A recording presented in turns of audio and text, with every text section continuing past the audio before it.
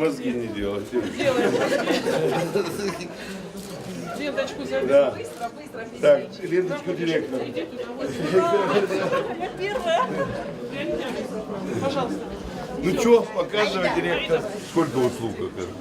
На данном этапе на основании заключенных соглашений у нас 15 соглашений, но сейчас мы начинаем работу по 63 государственным услугам. Это самые востребованные массовые услуги, такие как регистрация прав на недвижимое имущество, получение общегражданского паспорта, социальные услуги, детские пособия. То есть федеральная у нас миграционная, соцстрах.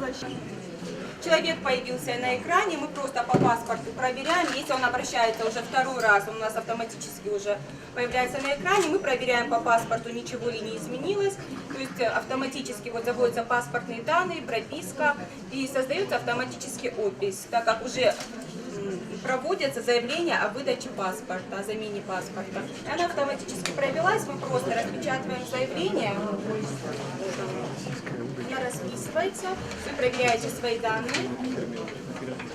То есть человек ничего не заполняет. Это быстро.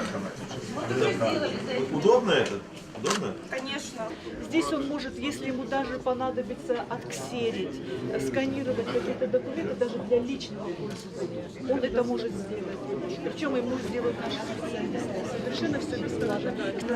Здесь даже, даже для наших граждан, даже Чайку. чтобы с поднятием настроения. Успехов вам на новом рабочем месте и с Новым годом.